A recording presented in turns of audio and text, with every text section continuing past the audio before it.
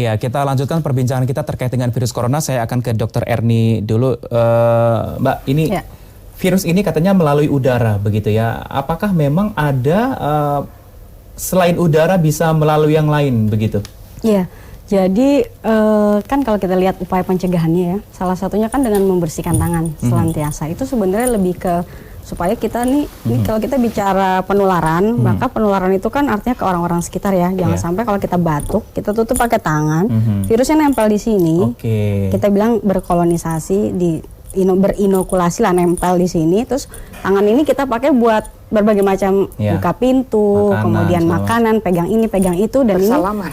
Dan ini bisa kemudian bersalaman tuh. Kita kalau ini bisa menularkan ke yang lain-lain. Sebenarnya etika bersin yang baik seperti apa, Mbak? Kalau untuk di kedokteran sendiri mungkin? Etika bersin yang baik sebenarnya secara prinsipnya betul menutup tangan, tapi setelah itu tangannya harus dibersihkan, cuci tangan gitu. Karena kalau enggak ya seperti tadi, atau kalau di kedokteran kita ada yang kalau batuk itu kita tempelnya ke sini supaya enggak ini yang kan di lain tidak terkena tidak kontak dengan yang lain. Baik, Mbak, ini kan kita ramai banyak yang menggunakan masker begitu ya. Saya sebenarnya pengen tergelitik juga mau nanya dengan dokter nih. Sebenarnya masker yang baik itu seperti apa sih? Apakah memang masker ojol seperti biasa sudah aman atau memang harus menggunakan masker yang lagi katanya N95 begitu ya?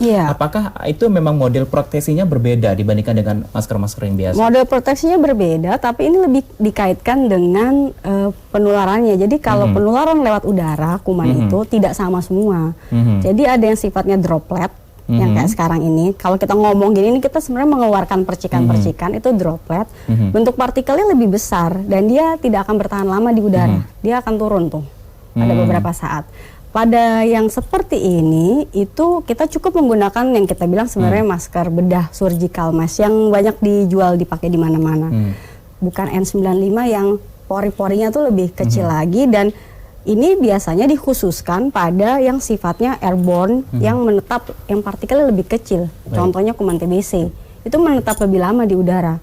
Pada yang seperti ini, karena kan dia menetap lebih lama, orangnya batuk nih sekarang, orangnya udah nggak ada, udah pergi, itu kumannya masih ada di ruangan itu. Kalau tidak ada ventilasi yang baik, tidak kena sinar matahari, udara berputarnya begitu ya. Nah yang seperti ini, makanya kita kalau lihat pasien yang didatangi diisolasi dengan kecurigaan TBC paru yang positif, kita pakai maskernya yang seperti N95 tadi. Tapi yang ini, kalau kita bicara khusus nCoV, Novel Coronavirus 2019, cukup dengan menggunakan surgical masker yang biasa.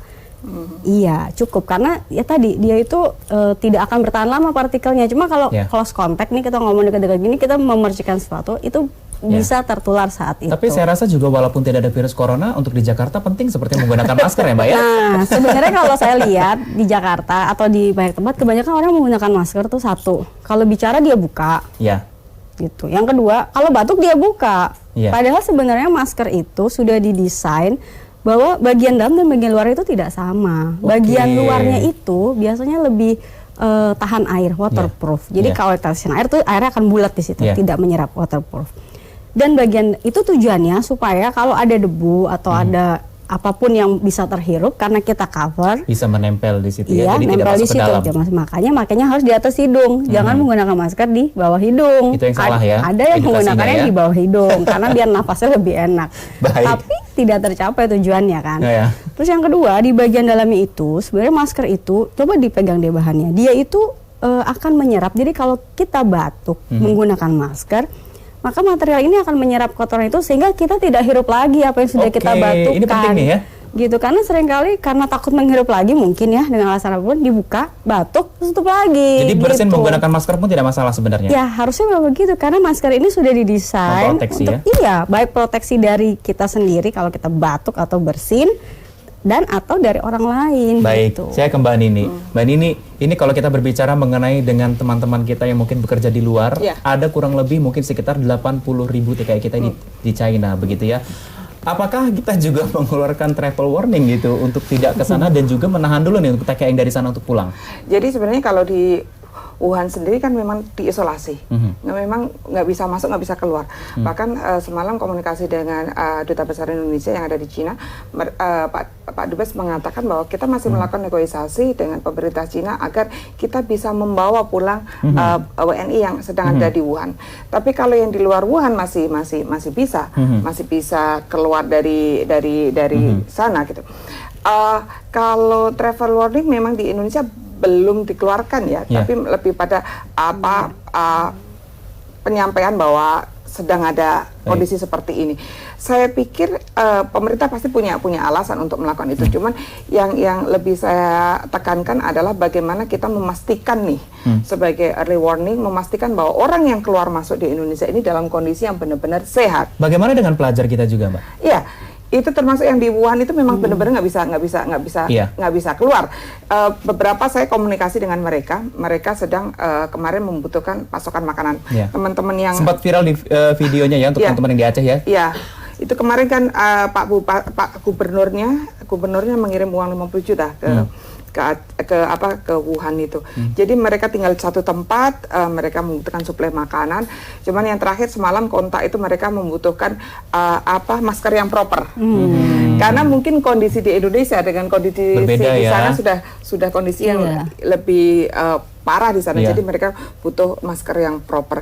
Memang kedutaan sendiri juga sedang berusaha untuk melakukan langkah-langkah yang jelas bagaimana bisa membawa WNI ini juga termasuk pelajar dan juga PMI, kita menyebutnya PMI sekarang, pekerja migran Indonesia, bukan TKI lagi. Itu untuk bisa dipulangkan begitu. Beberapa kalau yang ada beberapa ternyata yang mereka tinggalnya di Wuhan, tapi pada masa sebelum isolasi itu mereka pas di Shanghai, jadi mereka bisa pulang. Yang di Wuhan memang benar-benar belum bisa untouchable Mas Yan. Kita akan tahu dari dokter bagaimana cara mengedukasi ataupun setelah ini kita harus berbuat seperti apa dan juga untuk Indonesia seperti apa begitu ya Mbak ya. Saya jadi pariwara berikut, tetap bersama kami di Newsroom.